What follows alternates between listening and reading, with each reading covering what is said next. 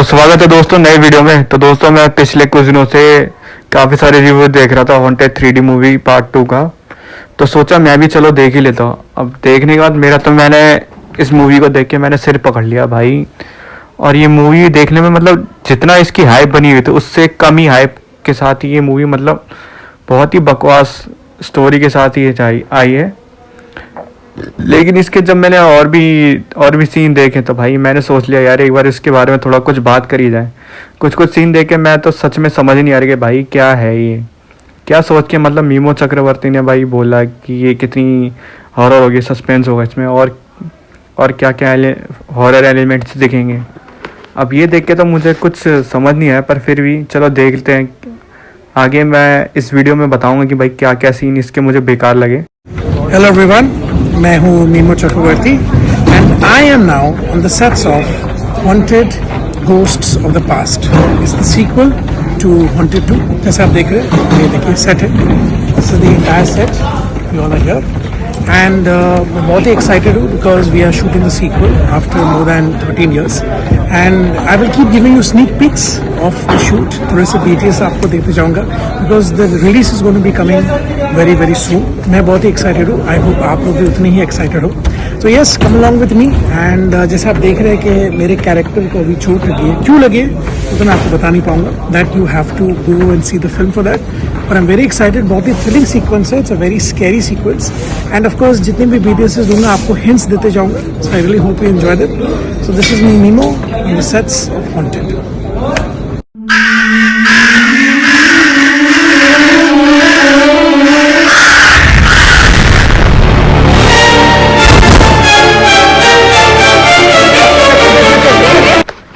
भाई इसका ट्रेलर देखने के बाद फिर मैं सोचने लग गया यार अब ट्रेलर देख लिया तो चलो इसकी मूवी भी देख लिया। अब मूवी देखी तो पहले स्टार्टिंग सीन होता है कि भाई हमारे मीमो चक्रवर्ती किसी कंपनी में काम करता है ना, और वो अपनी गर्लफ्रेंड के घर पे ज़रा देखते हैं कि उसकी गर्लफ्रेंड किसी और के साथ है।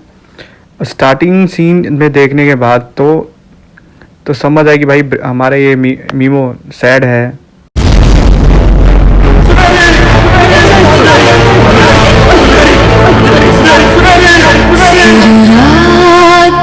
मेरे पास तो ऑप्शन है, लेकिन वो तो अकेले शैतान से मुकाबला करेंगे। देव साहब हिम्मत वाले हैं, हम हिम्मत वालों में वो तो पता नहीं, लेकिन मजबूर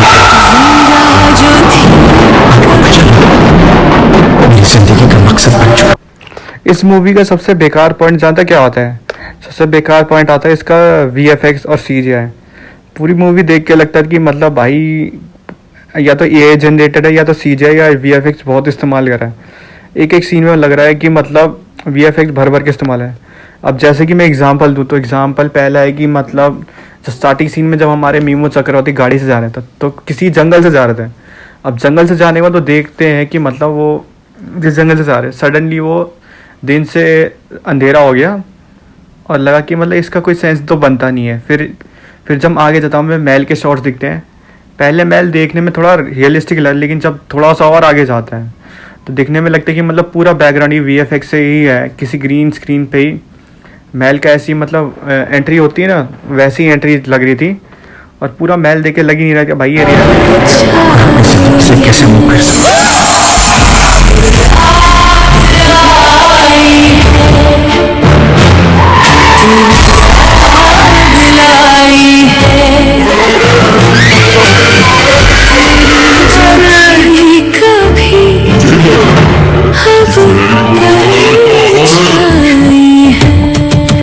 जब मैं देख रहा था इसमें एक और चीज़ मुझे देखी कि जैसे कि टिपिकल 1970s की मूवी होती है बॉलीवुड की, तो उसमें एक केयर टेकर होता है, एक लूड़ा लंगड़ा आदमी होता है और 2-3 नौकर होते हैं। अब वो महल की देखभाल करता है। सेम वैसा ही सीन दिखता है और इसमें कुछ ज़्यादा खास होता नहीं। इसके बाद हमें देखते हैं कि मतलब मीमो चक्रवर्ती को कुछ और भी सीन देखने बाद हमें पता चलता है कुछ आहट या कुछ इस महल से रिलेटेड स्टोरी। बाद वाले सीन में देखते हैं कि मीमो चक्रवर्ती इस महल को देख रहा था और वो केयर टेकर इसको स्टोरी बता। उसके बाद हमें कुछ सीन बाद देखते हैं कि मतलब एक रात मीमो चक्रवर्ती इसी महल में घूम रहा था और सडनली उसे कुछ आवाज आई। तो ऐसे ही करते हमें दिखता है कि मतलब पहला घोस्ट इनकाउंटर वीडियो आता है तो हमें दिखता है सीधा मीमो को एक भूत जैसा फिगर दिखता है। अब देखने में ये रेड स्कल जैसा दिखता था।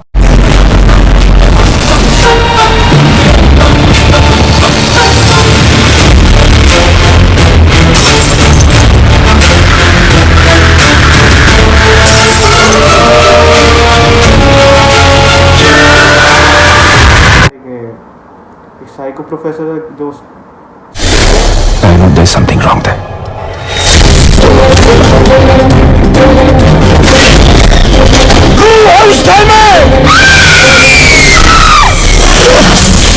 मैं ये नहीं जानता था। के बाद हमें इस मूवी की मेल लीड सेकंड लीड दिखाई देती है या इसकी हीरोइन। अब जब महल में जब मीमो चक्रवर्ती थोड़ा बहुत घूम रहा था, जैसे हम सीन में देखते हैं, तो सडनली एक लड़की जैसी लड़की घूमती है इस पूरे महल में। अब जब मीमो इससे मिलता है, देखता तो समझ नहीं आता कि मतलब क्या है। जब मूवी देख रहा था तो इसके कुछ गाने, इसके सीन मुझे देख के थोड़ा समझ नहीं है कि भाई क्या है ये। पूरी स्टोरी महल के रिवॉल्व तो घूम रही है, पर इसके अलावा एक भूत भी सडनली भूत भी, मतलब जैसे जैसे इन लोगों के सीन रोमांटिक एंगल आते हैं तो उस सीन को देख के थोड़ा कुछ समझ नहीं। लेकिन जब धीरे धीरे दिखता है कि मतलब जब ये स्टोरी इस महल से कनेक्ट होती है, तब देखने में लगता है कि हाँ थोड़ा इंटरेस्टिंग लग रहा था। लेकिन ओवरऑल बात करें, इसका CGI VFX बहुत बेकार है। इसके अगर सीन देखने के बाद समझ आता है कि भाई पूरा ग्रीन कारपेट या मतलब ग्रीन बैकग्राउंड के आसपास ही घूमा है। फिर जब हम देखते हैं कि मतलब इसमें वो भूत का इनकाउंटर दिखता है, जैसे कि मतलब जब चेत्रा पांडे उस भूत से बच रही होती है, किसी बेड के नीचे घूमती है, तो पता चलता है, और साथ साथ हमारा हीरो भी है, तो वो दोनों चुपचाप कहीं पे छुपे होते हैं। वो दोनों मिल रहे हैं, बात कर रहे हैं और मिलते रहते हैं। सडनली वो गाना भी गाने लगते, लेकिन जब देखते हैं कि मतलब वो भूत जैसा फिगर, पता चलता है कि स्टोरी आगे बढ़ने के बाद तो पता चलता है वो भूत अंदर, उसको दिखाई सुनाई नहीं देता, बस वो आवाज़ को फॉलो करता है। और वो इस महल में काफ़ी टाइम से मतलब कि हीरोइन को परेशान करता है। हमें दिखता है कि सीन में कि वो भूत कैसे चेतना पांडे को परेशान करता है, कैसे ह्यूमिलेट करता है, और कैसे कैसे उसको कभी घसीट के ले इधर, कभी उसको मार रहे हैं। तो ऐसे ऐसे सीन आते हैं। उसके बाद हमें दिखता है कि मतलब हमें इस मूवी की स्टोरी थोड़ा प्लॉट ट्विस्ट पता चलता है कि मतलब ये स्टोरी मतलब एक राजकुमारी सुनहरी के नाम पे है। उसके बाद हम पूरी जब देखते हैं कि मतलब हाँ कि सुनहरी के साथ क्या क्या हुआ था, कैसे उसके साथ धोखा हुआ, कैसे उसके साथ ऐसा हुआ कि कैसे उस महल में कैद है, अभी ये हमें दिखता है। फिर हमें ये भी पता चलता है कि मतलब इसमें कई सीन देख के लगता है, और इसके कुछ स्केरी और जंप स्केयर है जो देख के जरा भी लगता नहीं कि डरने वाली बात है। देख के लगता नहीं कि जरा भी डर हो। और कुछ और भी सीन है, जैसे पोजेशन हो गया, और भी फिर स्टोरी कैसे आगे रिवॉल्व करती है कैसे। इसके बाद कुछ सीन बाद हमें पता चलता है कि मतलब इस महल की क्या स्टोरी थी, स्टोरी में कैसे मतलब राजकुमारी सुनहरी कैसे इस महल में फंस गई, और वो कौन था वो भूत। इसके बारे में जब स्टोरी हम देखते हैं तो समझ आती है कि मतलब कौन है ये।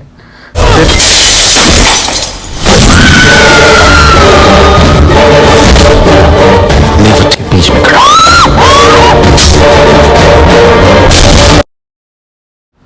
उसके बाद हमें स्टोरी दिखती है कि स्टोरी में बताया जाता है कि ऐसे सुनहरे के साथ क्या हुआ, और वो पता चलता है कि वो भूत एक्चुअल में कौन था। फिर जब भूत के बारे में देखते हैं तो मतलब सीन में देखते हैं कितना लसफुल था वो। उसके कैद से आजाद करने के लिए मैं अपनी जिंदगी का भी सौदा कर सकता। उसके बाद वाले सीन में हम देखते हैं उसके बाद कैसे मतलब ये स्टोरी पता चलती है कि कैसे मीमो चक्रवर्ती का पुनर्जन्म होता है, कैसे वो अपनी पिछली जन्म में की हुई गलती को कैसे सुधारता है, कैसे वो सुनहरी को मनाते हैं और उस भूत से बचाने के लिए वो फाइट बैक करते हैं। अब ये तो चलो इस मूवी में दिखता है, समझ आता है, लेकिन भाई कुछ सीन अभी मेरे समझ है। जैसे कि एक सीन में दिखता है कि मतलब ये लोग किसी कीड़े को हाथ में लेके उस भूत के सामने घूम रहे हैं, और वो भूत भी इतना बेवकूफ़ कि उसको दिख ही नहीं रहा। मतलब ऐसा कैसा भूत आ गया कि मतलब ऐसा कौन सा ये फालतू का सीन है भाई, समझ नहीं आ रहा यार कि मतलब कीड़े को लेके घूम रहे हैं और उस भूत के आसपास ही घूम रहे हैं। ये सीन तो मैं भी सोच में पड़ गया यार, क्या क्या है ये, विक्रम भट्ट ने क्या सोच के सीन लगा। उसके बाद फिर हमें दिखता है कि मतलब मीमो अगर किसी जगह, उसके बाद जब हम आगे के सीन देखते हैं, आगे के सीन में हमें दिखता है कि मतलब कैसे हमारा हीरो मीमो चेतना पांडे को मना रहे कि हाँ मैं तुम्हें बचाऊंगा, जो मुझसे गलती है उसको मनाओ, सुधारूंगा। उसके बाद फिर कैसे वो मनाता है, फिर वो कोशिश करता है, लेकिन वही है कि फिर आगे हम देखते हैं कि कैसे भूत और इसमें लड़ाई हो रही है। लेकिन एक चीज़ मेरे समझ नहीं आती कि मतलब कि भाई भूत से तुम लड़ रहे हो, समझ आ रही, फाइट बैक कर रहे हो, फाइट बैक के साथ तुम किसी तंत्र मंत्र का सहारा लिए बिना इसमें ये दिखाया जा रहा है कि भाई कैसे हमारा मीमो चक्रवर्ती उस भूत से लड़ रहा। और यहाँ तक कि जहाँ उसकी बॉडी, तो जहाँ पे वो भूत की बॉडी गड़ी है वहाँ पे हमें दिखते कि ऐसे आड़े टेढ़े कीड़े निकल रहे लाल रंग के। अब उसको लेके ये दोनों कैरेक्टर हमारे घूम रहे हैं और उस भूत को कुछ दिख ही नहीं रहा, समझ ही नहीं आ रहा मतलब ये क्या सीन है। फिर ऐसे ही मतलब ऐसे और भी सीन आते हैं। फिर हमें एक एंडिंग सीन दिखता है जिसमें हमारा मीमो चक्रवर्ती भूत से लड़ रहा है और लड़ते लड़ते ऐसी लड़ाई हो रही है मतलब भूत के ही हाथ काट दे, उसका सर फोड़ देना, खून निकल रहा है यार। ये सीन देख के मैं समझ ही गया कि भाई ये क्या बकवास मूवी है। पूरी मूवी मतलब स्टोरी भी मतलब कितनी बकवास भी है, साथ साथ एक्टिंग से लेके वीएफएक्स पे तो मैं क्या ही कहूँ, बहुत ही बेकार है। ये देख के तो मैंने भी सर पकड़ लिया। अब सोचने की बात है, मतलब मैंने तो चलो देख ली, इसके बाद फिर मुझे लगा कि यार इससे बढ़िया तो हॉन्टेड पहले वाली ही बढ़िया थी जो 2011 में आई थी। वो सीन आज भी मैं मेरी फेवरेट है यार। हॉन्टेड का सीक्वल भी आ रहा है जी। इस पे क्या चल रही है? हम लोग का लास्ट शेड्यूल चल रहा है अभी, विक्रम भट्ट सर ही डायरेक्ट कर रहे हैं उसको, and it's called haunted ghosts of the past. 14 years के बाद वापस हम लोग आ रहे हैं, 3D वापस। एंड हम लोग 90% पिक्चर शूटिंग हो चुकी है। इनफैक्ट कल ही विक्रम सर ने मुझे टीजर भेजा है जो हम लोग आप लोग को बहुत जल्द दिखाने वाले हैं। यस, अभी भी थोड़ा उसका लास्ट फिनिशिंग टचेस होने वाला है। बाय दिस ईयर एंड थिएटरों में आने वाली है। Genuinely compare to haunted this is way more scary, बहुत स्कैरी है एंड कहानी बहुत अच्छी है। चलिए इंतजार। जब भी मैं हॉन्टेड 3 दोबारा देखता 2011 में, तो मुझे भी वो सीन इतने आज भी मुझे इतने पसंद है कि मतलब देख के मतलब लगता है कि हाँ भाई क्या हॉरर सीन है, क्या स्टोरी है, क्या मीमो ने उस टाइम क्या एक्टिंग करी थी। मतलब एक एक सीन मुझे आज भी बढ़िया लगे। लेकिन वही जब पार्ट 2 देख रहा तो मतलब क्या बकवास है यार।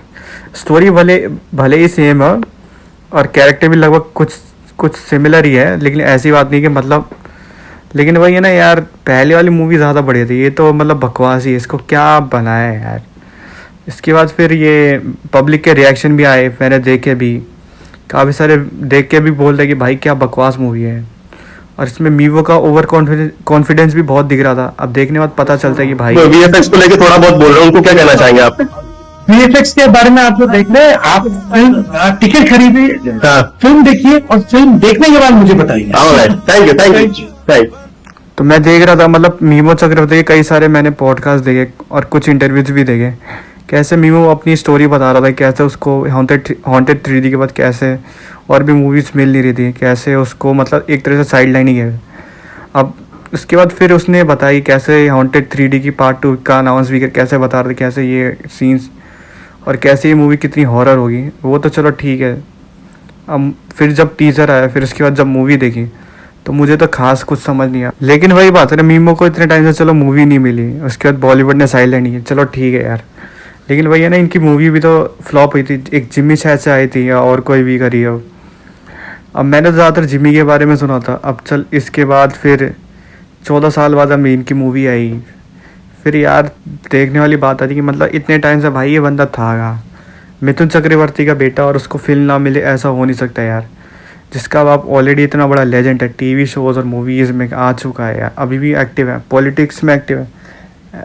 तो सोचने वाली ओवरऑल इस मूवी का मैं यही कह सकता है यार, बकवास है, फ्लॉप हो जाएगी और फ्लॉप होनी है। अब देखने वाले भाई अपना सर पीट लेंगे और भाई पैसा वसूल नहीं, पैसा टाइम वेस्ट ही है। अब देखने के जाके भी कोई फ़ायदा नहीं है।